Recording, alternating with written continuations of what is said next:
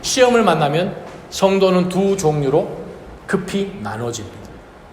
한 성도는 그 시험의 강도와 상관이 없이 끝까지 하나님 이것은 무엇입니까? 하는 가운데서 다 이해하지 못하지만 받아들여질 수 없지만 그러나 믿음으로 끝까지 한 걸음 한 걸음 옮기는 전진하는 성도가 있는 반면에 또 다른 성도는 시험이 우리 앞에 탁 닥치는 순간 절망하고 좌절하고 그냥 그 자리에 멈춰버리고 더 이상 어떠한 신앙의 진보도 이루지 못한 가운데서 점점 수렁에 빠지는 것을 우리는 봅니다.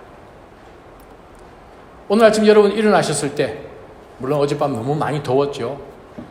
저도 이 뉴잉글랜드 지방에 이제 한 10년 정도 살다 보니까 몸이 조금 이상해졌는지 예전에는 90도, 아우씨도 시원하다 그렇게 생각하는 텍사스에서 살았는데 거기는 100도 넘는 것이 오늘로부터 consecutive 30 days, 35 days 이렇게 하잖아요. 100도 넘는 계속 연속으로. 근데 어제는 참 덥습니다. 많이 더우셨죠? 오늘 아침 일어날 때 여러분 무슨 생각으로 일어나셨어요? 야, 오늘 이 하루 날씨 오늘 얼마나 덥냐라기보다는 오늘인데 하나님이 나에게 새날을 허락해 주셨는데 아싸 하나님은 무엇을 기대할 만한 놀라운 일로 나를 만나실까 하는 그런 기대감으로 여러분 일어나셨어요? 아니면 오늘도 뭔가 일어나기 힘든 거죠. 어제부터 계속 어제까지 진행된 어떠한 이슈들도 있을 것이고 계속해서 기도하는데 하나님이 응답해 주지 않은 가운데서 지금까지 기도는 했는데 정말 하나님이 내 기도 들으시나 그런 의심도 생기면서 슬그머니 지금쯤이면 응답하고도 남을 시간을 하나님 앞에 드렸는데 하나님 응답 안 하셔서 원망도 지금 생겨나오는 그러한 그 모든 것이 지금 복합적이 되어서 오늘 아침에 그냥 조금만 천천히 좀 일어나자 하면서 혹시 아침에 일어나신 분은 안 계신가요? 때로는 우리가 신앙 가운데서 어려운 시기들을 지납니다. 시험이라고 우리가 부르죠. 그 상황을 알고 있는 우리 셀 식구들이나 나누고 있는 그러한 믿음의 지체들이 때로는 주일날 만나면 묻습니다. 잘 될 거예요. 괜찮아요. 근데 속에는 고맙습니다 하지만 무슨 생각 들어요? 네가 한번 당해봐라. 그런 생각 안 들겠어요? 괜찮을 거예요. 근데 안 괜찮잖아요. 그게 마음까지 감동을 안 주잖아요. 힘든다는 거죠. 그만큼 우리 믿음의 성도로 살아가는 가운데서 이 시험이라는 것은 정말 어렵습니다. 그래서 이 야고보 사도가 정말 안타까워하는 마음 가운데서 정말 시험에 빠지고도 남았을 유대인으로서 그리스도인들이 로마에서 다 쫓겨나서 지금 온 사방팔방으로 쫓겨나서 그야말로 디아스포라처럼 사는 거예요. 여러분 디아스포라는 말이 무슨 뜻인지 아시죠? 나그네. 근데 원래 뜻은 뭐예요? 디아라는 것은 through라는 뜻이죠. 왔다 갔다 한다는 뜻이고 스포라라는 것은 씨앗이라는 뜻이죠. 민들레처럼 이렇게 그냥 바람 부는 대로 여기저기 그냥 흩어져 나아가는 그것이 디아스포라거든요. 정말 어떨 때는 우리가 갈피를 알지 못하고 바람 부는 대로 그냥 움직이는 것처럼 신앙생활 가운데 시험거리도 사실 우리 앞에 와서 참 우리를 힘들게 합니다. 제가 사실 2017년 6월부터 2018년 4월까지 제가 설교를 했어요. 제가 여러분에게 얼마만큼 기억하시나 질문하려고요. 그 기간 동안 근한 1년 동안 제가 강해 설교를 하면서 정말 신약 성경에 정말 믿음의 성도들에게 위로를 주고 고난 가운데 환난 가운데 어떻게 해서 우리가 이렇게 하나님 앞에 일어섭시다 하면서 고난에 대해서 잘 설명을 하며 또 위로해주는 그러한 메시지를 정말 1장부터 시작해서 13장까지 힌트 다 나왔네. 13장까지 했던 그 성경책이 무슨 성경책이죠?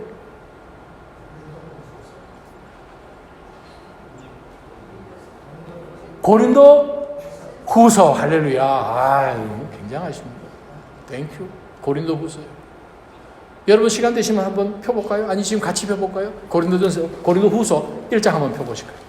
고린도 후서 인사말 마치자마자 3절부터 바울 사도는 우리에게 이러한 귀한 권면의 말씀을 우리에게 전합니다. 1장 한번 보시죠. 1장 3절 4절이요. 하나님 곧 주 예수 그리스도의 아버지, 자비의 아버지, 모든 위로의 하나님께서는 찬양 받으실 분이십니다. 왜요? 4절에 왜요부터 시작합니다. 왜요? 왜 하나님이 찬양 받으셔야 되는가? 그 하나님은, 우리의 아버지는 우리의 모든 환난 가운데서 우리를 위로하시는 분이시기 때문입니다. 믿으십니까? 위로하시는 분이세요. 우리가 하나님께 받는 위로로 인해 우리도 환난 가운데 있는 사람들을 위로할 수 있게 하시는 분이 바로 하나님이십니다. 그 다음 4절부터 11절까지 한번 쭉 읽어볼까요? 5절부터 한 목소리를 읽어보십시오. 5절부터 시작. 그리스도의 고난이 우리에게 넘치는 것 같이 우리의 위로도 그리스도를 통해서 넘칩니다. 우리가 고난당하는 것도 여러분을 위로하고 구원하기 위한 것이요, 우리가 위로받는 것도 여러분을 위로하기 위한 것입니다. 이 위로가 여러분 가운데 역사함으로 여러분이 우리가 당하고 있는 것과 동일한 고난을 당할 때도 잘 견뎌내게 된 것입니다. 여러분에게 대한 우리의 소망은 굳건합니다. 여러분이 고난에 함께 참여하는 것처럼 위로에도 함께 참여하는 것을 우리는 알고 있습니다. 형제들이여, 우리가 아시아에서 당한 환난에 대해 여러분이 알지 못하기를 원치 않습니다. 우리는 힘이 지나도록 심한 고난을 받아 살 소망까지 끊어질 지경이 됐습니다. 우리는 마음의 사형 선고를 내려야 했습니다. 그렇게 된 것은 우리 자신을 의지하지 않고 죽은 사람들을 살리시는 하나님만 의지하도록 하기 위함이었습니다. 그분은 우리를 과거에도 그렇게 큰 죽음에서 건지셨고 또 미래에도 건지실 분입니다. 또 우리는 하나님이 이후에도 건져주실 것을 소망합니다. 여러분도 우리를 위해 기도를 협력해 주십시오. 이는 많은 사람의 기도로 우리가 받은 은사로 인해 우리 때문에 많은 사람이 하나님께 감사하게 하려는 것입니다. 아멘. 보세요. 특별히 4절부터 11절까지 보게 되면 하나님께서 우리에게 고난을 주시는데, 지금까지 여러분 당한 그 고난, 그리스도인으로 사는 동안에 경험한 그 모든 고난, 다른 모습으로 오늘도 만날 것이고 내일도 만날 것이고 계속 만납니다. 바로 그 고난은 10절이잖아요. 우리를 과거에도 그렇게 죽음에서 건지셨고 또 미래에도 건지실 뿐입니다. 앞으로 미래에도 우리 고난이 온다는 거예요. 그 고난 가운데서 4절부터 11절까지 바울 사도가 고린도 성도들에게, 고난 가운데 있는 성도들에게 위로하면서 주신 메시지가 뭐냐 하면, 하나님이 고난당하는 이유를 성경의 4절에 분명히 말씀하셨다는 거예요. 우리가 환난을 당하고 하나님을 통하여서 위로받는 그 위로로 동일하게 사랑하는 믿음의 지체를 위로할 수 있게끔 하기 위해서 하나님께서 우리에게 고난을 주시는 거예요. 저와 여러분에게. 동일하게 하나님이 뭐라고 말씀하십니까? 8절 9절에 우리로 하여금 사람을 의지하지 말도록, 내 자신을 의지하지 말도록 하나님께서 우리에게 시험을 주십니다. 시련을 주시죠. 그 환난을 지나는 동안에 지나면서 내 힘을 의지해서는 절대 넘어갈 수 없는 바를 하나님을 신뢰할 때 넘어갈 수 있었구나 라는 그 경험을 통하여서 하나님을 더 신뢰하는 저희로 만들어가기 위해서 하나님은 시험을 주시죠. 10절부터 11절까지 무슨 내용입니까? 중보 기도를 통하여서 기도로 역사하시는 그 하나님을 맛보아서 우리로 하여금 더 기도하는 성도로 온 믿음의 기도의 공동체가 감사하는 인생으로 바뀌게끔, 불평하고 원망하고 좌절하고 포기해버리는 교회가 아니라 공동체가 합심하여서 중보 기도하는 가운데서 함께 믿음의 공동체가 위로해 줄 수 있는 공동체로 나아가게끔 하기 위해서 하나님은 각자의 삶 가운데 교회에 속해 있는 모든 한 사람의 다 교회들에게 하나님은 시련을 주시죠.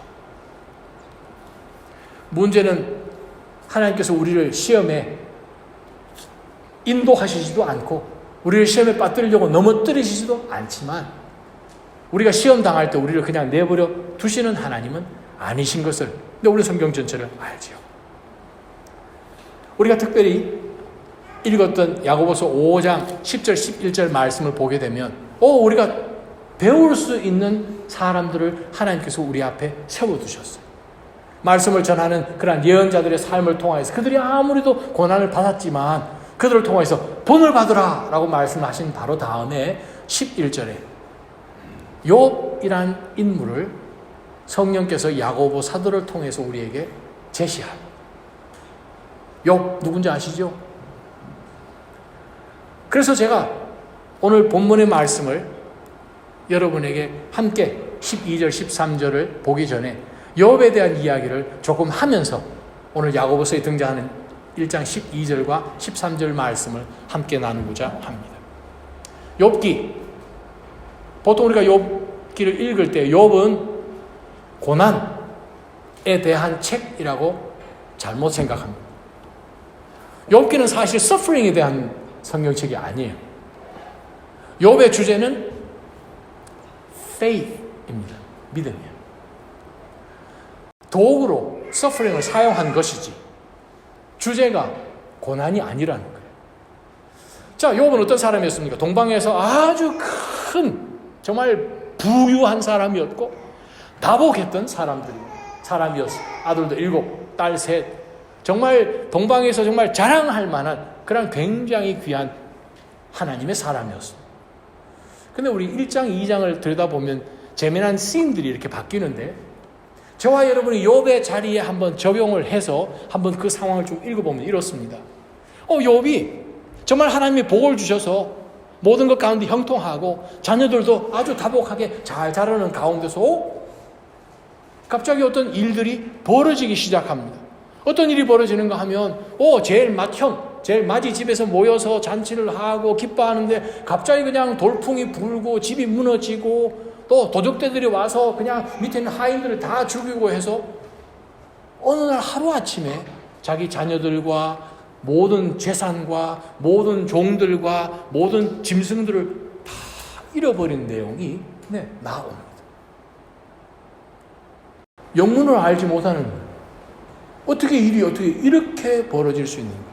보통 우리가 영어로 그런 얘기하죠. When it rains, it always pours. 그죠? 비가 오면 그냥 찔찔 오는 것이 아니라 그냥 폭우가 쏟아지는 것처럼 어떻게 나쁜 일들이 한두 번만 일어나면 될 것 같은데 그냥 겹으로 이게 그냥 쳐들어와서 하루아침에 모든 것이 그냥 빈털터리가 되고 오히려 욥은 몸에 아주 심한 그런 이 병을 앓아서 이 고통을 참을 수가 없어서 기와장을 가지고 그냥 막 긁어대는 바로 그러한 지경에 이르러서 옆에 있던 아내가 뭐라고 이야기합니까?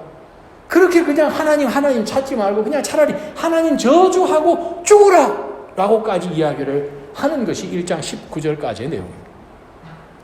근데 그 본문의 말씀 내용을 같이 읽어보게 되면 무엇을 발견하나 하면 저와 여러분은 욥과 마찬가지로 영원한 하나님 나라 이 편에 살고 있습니다. 당하는 모든 것들을 우리가 직접 보고 있죠.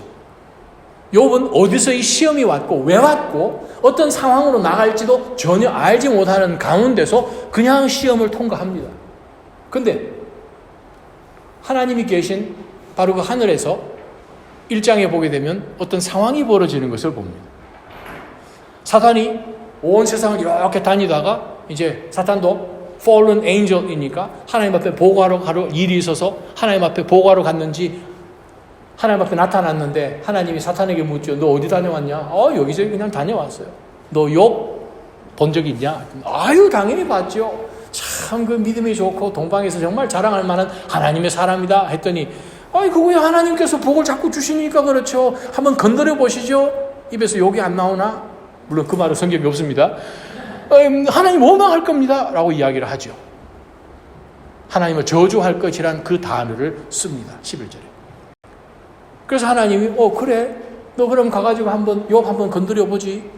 와 신이 나서 그냥 사탄이 하늘에서 샥 내려와서 욥을 그렇게 건드린 것이 하루아침에 10 아들 10 딸 다 죽어버리고 모든 재산 다 날리고 자기는 병을 얻고 그야말로 사람들의 손가락질 받는 시험거리로 딱 들어가게 되죠.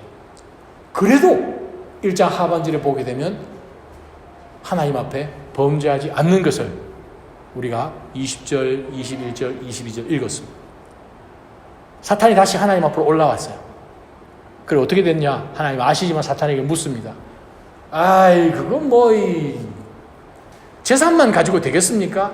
skin for skin 이라고 유명한 말을 하죠. 자기를 건드려야 된다는 거예요. 자기가 소유하고 있는 이것은 어떻게 보면 3차원적이지만 자기 자신을 한번 건드려 보십시오. 그랬더니 하나님이 그래 그럼 목숨은 건드리지 못한다. 그러면서 이 욥의 몸을 건드릴 수 있는 권한을 주었더니 사탄이 그 길로 내려와서 그냥 아주 몹쓸 병에 걸려서 고생하도록 하죠. 자, 하나님은 사탄이 어떻게 공격해서 욥이 어떤 믿음으로 끝까지 견뎌낼 것을 전지하신 하나님은 아십니다. 아멘? 하나님은 아세요. 사탄은 창조물을 하나님이 만드신 그러나 하나님 앞에 바로 서지 못했던 타락한 천사이기 때문에 피조물이니까 하나님처럼 모든 것을 알지를 못해요. 그냥 힘을 다해서 욥을 넘어뜨리면 욥은 하나님을 저주할 것이라고 생각을 합니다. 리밋되어 있죠. 어떻게 욥이 하나님과의 관계 속에서 믿음으로 이 시련을 견뎌낼지는 사탄은 모릅니다. 공격하지요. 그러나 하나님은 욥을 아시고 욥을 그렇게 만드셨고 욥을 통해서 저와 여러분이 위로받기 위해서 오늘 말씀을 주신 거예요. 사랑하는 나자님 성도 여러분, 저와 여러분이 오늘 본문의 말씀을 들여다보면서 우리가 때로는 시험 들 때에 원망할 만한 그런 시점 가운데서 우리가 욥을 통해서 배워야 될 것들이 참 많다는 거예요. 본문을 한번 들여다볼까요? 야고보서 1장 12절 보겠습니다. 누구든지 12절 시험을 견디는 사람은 복이 있습니다. 시험을 견디는 사람. 시험은 견디도록 주셨어요. 그래서 시험을 견디면 하나님이 복을 주시겠다고 작정하셔서 우리에게 그러한 상황을 주시는데 우리가 이것을 하나님 3절에 나온 말씀처럼 4절에 나온 말씀처럼 아싸 하나님이 이 어려운 trials of many kinds 그렇게 나오잖아요. 여러 종류의 다양한 우리 믿음의 시련을 기쁨으로 complete joy 기쁨으로 받으면 이것이 우리를 연단시켜서 우리에게 하나님이 원하시는 성숙에까지 이르도록 하는 것이 시련이죠. 뉴트럴입니다. 중립이에요. 그러나 시험을 당했을 때 한 종류의 사람은 믿음으로 끝까지 이겨서 자신이 영적으로 성숙하는 아름다운 하나님의 도구로 이 기회를 사용하는데 믿음으로 이것을 받지 못하면 tempt 되죠. 시험에 빠지죠. 그래서 동일한 헬라 말이지만 어떤 본문에서는 시련, 어떤 본문에서는 시험으로 번역을 하죠. 선택은 우리가 합니다. 두 종류의 사람이 있습니다. 시험을 만날 때. 한 종류의 사람은 믿음으로 그것을 통과하여서 하나님이 원하시는 결과물을 만들어내는 믿음으로 서 있는 사람이 있고 원망하며 좌절하며 모든 걸 내팽개쳐 버리고 그냥 육을 따라서 선택하는 사람이 있습니다. 첫 번째 붙들 영적 교훈이 무엇입니까? 오늘 12절 후반부를 보게 되면 시험을 견디는 사람이 복이 있는 이유는 그가 인정을 받은 후에 하나님은 인정하기를 원하신다. 저와 여러분이 시련의 기간을 통과하는 가운데 하나님이 인정하기를 원하시고 그때마다 하나님이 기다리고 계십니다. 그래서 인정받은 후에는 하나님을 사랑하는 사람들에게 이게 무슨 뜻이에요? 두 종류의 사람이 있는데 시련을 통과할 때 나를 사랑하면 무조건 넘어집니다. 그러나 나보다도 하나님을 최우선에 두는 사람은 원망보다는 하나님 무슨 계획이 있으시겠지. 동의가 되지 않지만 그 길을 통과할 때 승리하는 거죠. 여기서 제가 여러분에 질문합니다. 여러분 하나님을 얼마만큼 사랑하시나요? 내가 내 자신 사랑하는 것보다 더 사랑하십니까? 하나님이 보기를 원하시는 것이 바로 그것이에요. 하나님이 인정하기를 원하는 것이 이런 상황 속에서도 Can you love me more than you do? 그 말이죠. To yourself. 우리 스스로에 대해서, 우리 자신에 대해서, 우리 자신을 사랑하는 것보다 너가 나를 더 사랑하느냐? 그거 예수님이 베드로에게 하신 질문 아니에요? 바로 그 질문을 오늘 말씀 우리에게 하십니다. 하나님을 사랑하는 사람들에게 하나님은 약속해 놓으신 생명의 면류관을 받을 것이다 라고 하나님은 말씀하십니다. 할렐루야. 신약 성경에 면류관이 5개가 있어요. 썩지 않는 면류관, 영원한 면류관, 영광의 면류관, 오늘 나온 것처럼 생명의 면류관, 또 의의 면류관이 있죠.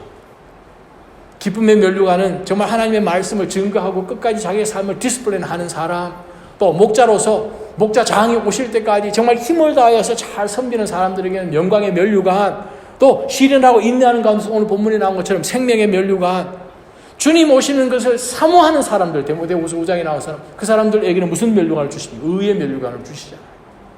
썩지 않은 면류관, 고린도전서 9장 25절에 나온 말씀처럼 끝까지 믿음 가운데서 견디는 사람들. 그래요. 저와 여러분 믿음 가운데 견디면 최소한 생명의 면류관하고 썩지 아니하는 면류관을 받는다. 최소한 2개는 할렐루야. 금메달 5개 중에 2개는 받아야 아니겠습니까? 최소한. 그런데 이미 그리스도 안에서 모든 약속은 얼마든지 예스입니다. 아멘. 그리스도 안에서 우리가 다 이룰 수 있는 거예요. 약속하신 거예요. 인내하면 하나님께서 약속하신 이 면류관을 주세요. 시험 가운데서 하나님의 속성을 여러분이 동일하게 발견할 수 있습니다. 우리가 시험을, 환난을 통과하지만 하나님께서는 하나님 사랑하신 자를 절대 외면치 아니하시는 신실하신 하나님이신 것을 우리가 12절에서 보잖아요. 여러분 5장으로 한번 넘어가 보세요. 동일한 말씀 또 발견합니다. 5장 10절에 뭐라고 기록되어 있나요? 형제들이여 주의 이름으로 말씀을 전한 예언자들을 고난과 인내의 보드로 삼아야 되는 이유가 있습니다. 왜요? 11절에 보십시오. 우리가 인내하는 사람 복되다 하고 말하잖아요. 복되다. 인내하는 자는 복되다. 야고보서 1장 12절에 나온 것처럼 인내하는 자는 복되다 라고 말씀하시는 거예요. 그래서 우리더러 뭐라고 하시는가? 욥의 인내를 들었지 않습니까? 보았지 않습니까? 주께서 욥에게 어떤 결과를 주신 것도 여러분 기억하시잖아요. 통과를 다 하고 난 다음에 어떤 일이 벌어졌나요? 하나님께서 다시금 욥에게 10자녀를 주시고 그 이전보다도 훨씬 더 큰 복을 주시고 온 천국의 천사들 앞에서 사탄은 그냥 아주 창피를 당하고 하나님의 사람인 그 욥을 인하여서 우리에게 지금도 위로하시는 바로 그 하나님이십니다. 고난이 있을 때 사랑하는 믿음의 형제 자매 여러분, 인내로 시험을 견디면 주께서 준비하신 반드시 귀한 선물을 하나님이 주십니다. 끝까지 견디시기를 주님의 이름으로 축원합니다. 13절 한번 보십시다. 누구든지 시험을 당할 때 내가 하나님께 시험을 받고 있다 라고 말하지 마십시오. 원망하지 말라는 그 말씀입니다. 아유, 하나님이 나를 그냥 넘어지게 하시네. 왜 그런 거 하니? 하나님은 악에게 시험을 받지도 않으시고 친히 누구를 시험하지도 않으십니다. 하나님은 죄하고 상관이 없으신 하나님이세요. 우리를 어떻게 해서 넘어뜨리려고 하는 그런 아버지가 아니시라는 거예요. 우리가 아이들 저희 교회에 키우고 계시는 아빠들 계시지만 아침에 일어나서 애가 밥을 먹을 때 요놈 한번 고생 좀 해봐라 해가지고 애 먹는 이유식에다가 여러분 잘 드시는 핫소스 뿌리는 아빠 본 적 있으세요? 얼마나 한번 이것을 견디는지 보자. 그런 희한한 아빠 있으십니까? 하나님 아버지께서 우리를 위해서 하나밖에 없는 독생자 예수 그리스도로 포기하신 하나님 아버지께서 우리를 구원해 내시고 난 다음에 우리가 요 시험에 빠지나 안 빠지냐 해가지고 앞에 올무를 놓으시는 하나님이시겠습니까? 그런 하나님 아니시잖아요. 11절은 뭐라고 말씀하십니까? 욥의 인내를 통해서 우리가 배워서 그 하나님이 어떤 하나님이신지, 자비와 긍휼이 한이 없으신 하나님이시라는 거예요. 우리가 어려운 상황 가운데 처해질 때 원망하는 것은 사실은 당연하죠. 인간이니까. 근데 왜 그렇습니까? 인간이니까. 나를 계속 집중해서 보니까, 나를 집중해서 보면 속에서 이런 거 올라와요. 자, 우리가 한번 욥기로 넘어가서 욥이 자기 자식들에게 일어난 일들, 자기 종들에게 일어난 일들, 동일하게 자기의 모든 소유물에게 일어난 일들을 들었을 때에 그가 어떻게 반응했는지를 한번 볼 필요가 있지요. 자, 욥이 이야기를 들었습니다. 어떤 상황들이 벌어졌는지 종들이 쫓아와서 집도 다 날아가고 주인이 자녀분들 10명 다 죽었어요. 모든 재산들 다 빼앗기고 칼로 다 죽임 당했어요. 저만 겨우 목숨 살아서 돌아왔습니다. 보고를 했더니 20절이요. 당연히 이때쯤 되면 어떻게 해요? 원망해야죠. 하나님, 지금까지 예배를 매일같이 아이들이 범죄할까봐 하나님 앞에서 예배 드리고 제단 쌓았던 우리 아닙니까? 어째 이런 일이 원망했을까요? 근데 20절 보니까 이 말에 욥은 벌떡 일어났습니다. 겉옷을 찢었어요. 이 마음이 정말 너무나 상심이 큰 것을 뜻하는 고대 근동의 풍습입니다. 옷을 찢었어요. 머리를 밀었어요. 아주 슬픔의 상징입니다. 그리고 땅바닥에 엎드렸습니다. 땅바닥에 엎드리는 것은 하나님 앞에 떼쓰려고 엎드린 게 아니에요. 애들 왜 뭐 안 해주려면 막 엎드리잖아요. 그렇죠? 뭐 안 해주면 그냥 길바닥에 눕고. 윤영주 장로님 아들이 좀 유명했습니다. 희원이가 첫째 아들이 어릴 때 백화점 가고 이러면 뭐 안 사주면 자기 엄마 이름을 불렀다 그러잖아요. 엄마 이름을 막 부르면서 그냥 큰 대자로 백화점에 들어 누웠다 그러잖아요. 지금 이 욥이 엎드린 것은 하나님 왜 안 해주세요 하려고 엎드린 것이 아니라 고대 근동에서 엎드리는 것은 예배의 모습이에요. 예배의 모습. 욥이 당장 하나님 앞에 엎드려서 경배하며 하나님을 이렇게 찬양했어요. 내가 내 어머니의 모태에서 벌거벗고 나왔으니 떠날 때도 벌거벗고 갈 것이겠지요.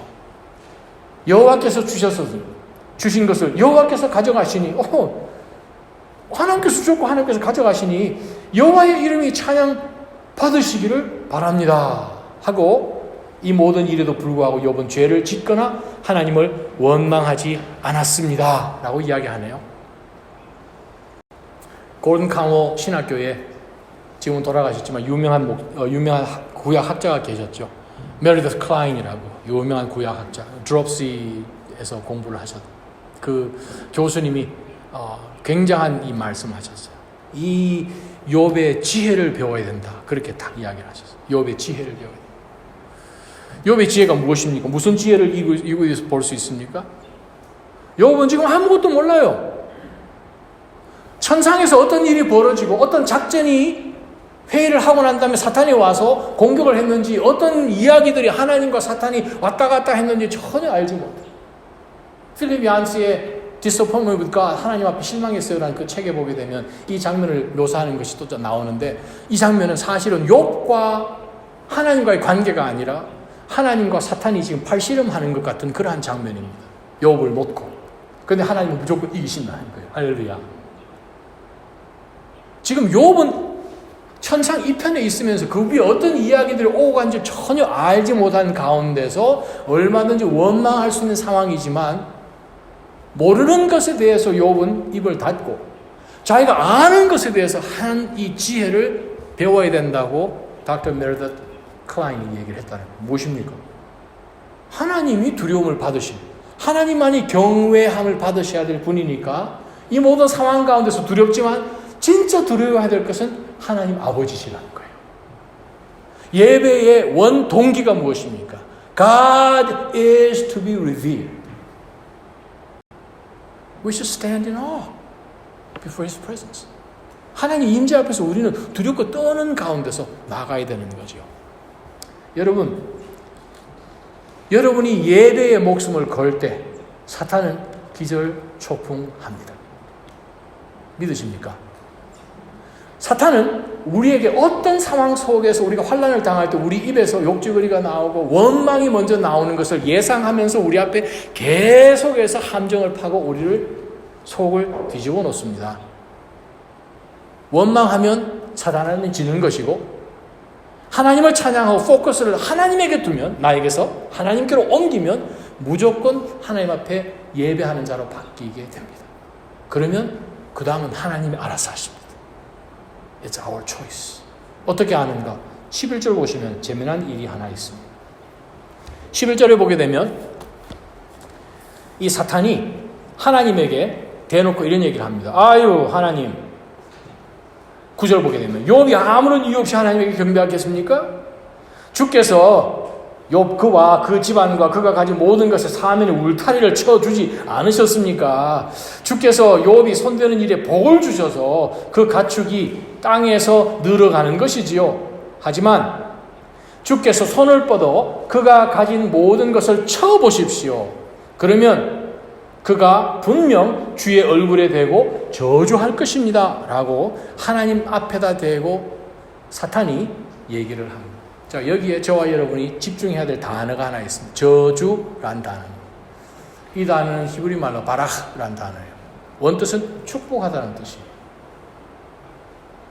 구약 성경에 바락 축복하다는 단어가 저주하다는 단어로 7번 딱 써있죠. 욥기에 4번 나오고요. 이세벨이 나봇의 포도원 훔쳐가면서 가짜 증인 세워가지고 그 거짓에 입을 담아가지고 나봇이 하나님 앞에 저주했다고 했던 그 본문 가운데서 나오는 것이 다입니다. 즉 사탄이 배경이 되어서 하나님 욥을 한번 쳐보시지요. 욥 치면 욥이 하나님 장 축복하겠습니다. 곧 뜻입니다.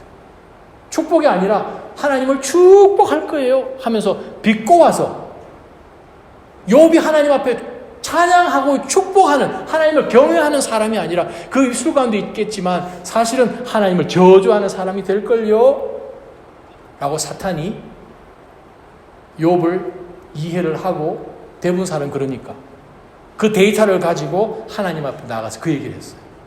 하나님 한번 쳐보시죠. 욥이 하나님 저주하나 안 하나. 그랬더니 여러분 저와 함께 보기를 원하는 단어는 21절에 나와 있습니다. 욥이 하나님 앞에 예배하면서 고백하는 문장입니다. 내가 내 어머니의 모태에서 벌거벗고 나왔으니 떠날 때도 벌거벗고 갈 것입니다.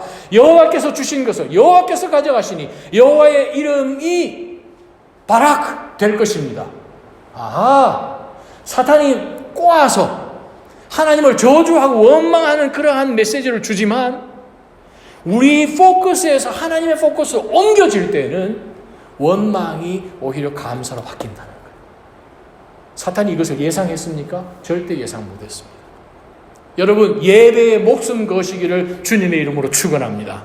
매 순간 여러분 마음이 정말 절망하고 원망하고 할 그런 순간 가운데 하나님 앞에 하나님 이거 무엇입니까? 하나님 알아서 하시길 저는 몰라요. 근데 저는 아는 것만 하겠습니다. 하나님 혼자 찬양받아 주시옵소서. 예배하는 거예요. 그 다음엔 하나님이 알아서 하십니다. 옵션 A, 내 팔 내가 흔들어서 사는 인생. 옵션 B, 하나님이 알아서 움직여주시는 인생. 어떤 거 하실래요? A 하실래요? B 하실래요? B 하시는 분 되시기를 주님의 이름으로 축원합니다. 사탄이 예상 못하는 사탄의 기습 공격이죠, 사실은. 사탄은 정말 욥이 하나님에 대해서 원망하고 저주할 줄 알았죠. 그런데 욥은 그런 가운데서 22절, 이 모든 일에도 불구하고 욥은 죄를 짓거나 하나님을 원망하지 않았다는 거예요. 하나님의 속성은 무엇입니까? 하나님은 악에게 시험 받지도 아니하시고 누굴 시험하지도 않으십니다. 사랑하는 나자님 성도 여러분, 어떤 상황 속에서 여러분의 마음을 지키시고 하나님이 다 하신다, 나는 내가 하는 것만 할 것이다 하는 가운데서 어려운 시련이 왔을 때 원망하지 말고 기뻐하는 마음으로 하나님 앞에 나아가시기를 주님의 이름으로 축원합니다. 어떤 자매가 결혼을 했어요. 시어머니가 얼마나 무섭고 싫든지 시자만 들어가도 무조건 싫은 거예요. 시금치도 안 먹어요. 시자 들어갔다고. 근데 이 시어머니는 가만히 보니까 이 며느리가 자기를 무서워하는 게 보이는 거예요. 그랬더니 그것을 이용하여서 이 며느리를 얼마나 달달 볶는지 자기가 무서워하는 것을 알고 있다, 무서워하는 것을 이 며느리가 알고 시어머니가 이 며느리를 그냥 힘들게 하는. 이 며느리가 너무 힘들었어. 그러다 친구를 통해서 교회를 나가기 시작했어. 어릴 때 주일학교 다녔던 그때가 기억이 나면서 정말 예수님밖에는 없구나 해가지고 예수님을 구세주로 영접을 하고 그때부터 신앙이 들어가기 시작하면서 집에서 설거지를 할 때 옛날에는 그냥 눈치 보면서 두려워서 설거지하고 그릇 깨고 막 이렇게 했는데 그릇 깨면 또 욕 더 먹잖아요. 근데 이제는 집에서 모든 일을 하는데 찬송이 입에서 막 흘러나오는 거예요.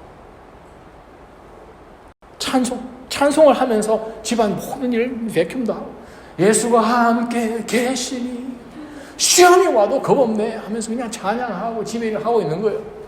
근데 어느 날 찬양하면서 계속 나가는데 시어머니가 바깥에 볼일을 보고 들어왔는데 발자국 소리를 못 들은 거예요. 그러면서 계속 주의를 하는데 예전 같았으면 문소리만 나도 그냥 덜덜 떨 며느리가 찬양을 하면서 그냥 하는데 벽에 기대면서 아니 며느리가 내가 왔는데 놀라지를 않아? 하고 이제 무슨 노래를 부르나 하고 들어보니까 희한한 찬양을 하고 있는 거예요.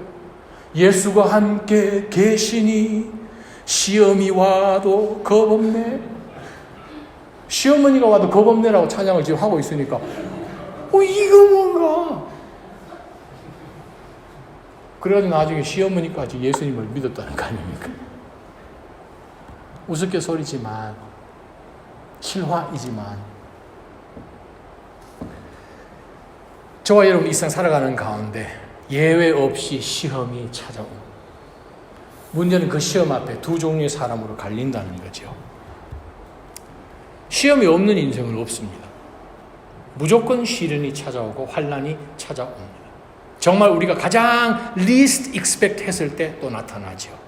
근데 목회자로서 정말 저희 목회자들 다 그렇지만 가장 안타까운 것이 뭐냐 하면 정말 그 시험당한 성도를 옆에서 보고 있는 거죠.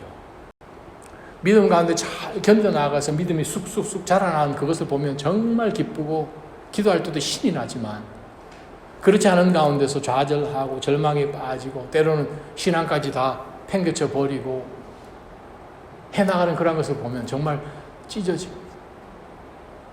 저라고 예외겠습니까? 저희 목회자라고 예외겠습니까? 동일하게 우리는 시련을 당해요. 그런데 오늘 시험 가운데서 하나님께서 이 시련을 반드시 이기게끔 그 시험을 통과해야만 받을 수 있는 복을 하나님은 끝에 준비를 해 두셨는데 우리는 모르죠. 문제는 하나님이 인정하기를 원하시는 것은 과정 가운데서 어떻게 믿음으로 한 걸음 한 걸음 옮겼는지를 하나님은 보기를 원하세요.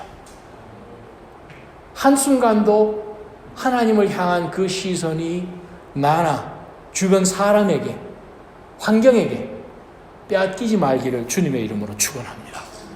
왜 똑같은 상황 속에서 누구는 승리하고 누구는 믿음의 장성한 분량에 이르고 누구는 계속 도태되어 나가나요? 선택이잖아요. 우리가 알고 선택합니까? 모르고 하잖아요. 뭘 믿고 합니까? 근거는 영원하신 하나님의 신실하심, 자비와 긍휼이 한이 없으신 하나님, 우리를 아셔서 우리를 도우시고 사탄이 우리를 아무리 공격해도 어떻게 될 것까지 아셔서 하나님께서 허락해 주시는 하나님이에요. 우리가 감당치 못할 시험당함을 하나님은 허락지 아니하신 줄 믿으시지요. 그러면 합력하여 하나님의 선을 이룰 줄 믿습니다. 견디십시다. 한판 승부. 내일은 모르겠고 오늘 하루만 견디십시다. 오늘 하실 수 있잖아요. 그러는 가운데서 우리가 알지 못하는 순간에 벌써 영원 끝에 다다라 있을 줄 믿습니다. 기도하십시다. 걸어가신 하나님 아버지, 저희가 크고 작은 여러 상황 속에서 사탄은 저희들 가운데 예배하지 못하고 불평하고 그냥 돌아서고 좌절하고 인간의 방법으로 이것을 해결해 보고자 이리 뛰고 저리 뛰게끔 만들겠지만 하나님, 욥의 그 고난을 우리가 듣지 않았냐고 말씀하시는 것처럼 욥이 이 모든 말에도 범죄하지 않냐고 바로 엎드려서 저는 모르지만 하나님 다 아시잖아요. 하나님 뜻대로 인도하여 주시고 저는 제가 할 수 있는 것만 하겠습니다. 이런 상황 속에서 하나님은 찬양받게 합당하신 창조주 하나님이시니 저는 예배를 절대 멈추지 않겠습니다. 사단 앞에서 하나님을 찬양할 때에 사단의 모든 공격들이 내 삶 가운데서 다 떠나버리도록 주님 역사하여 주옵소서. 예수님의 이름으로 간절히 기도합니다.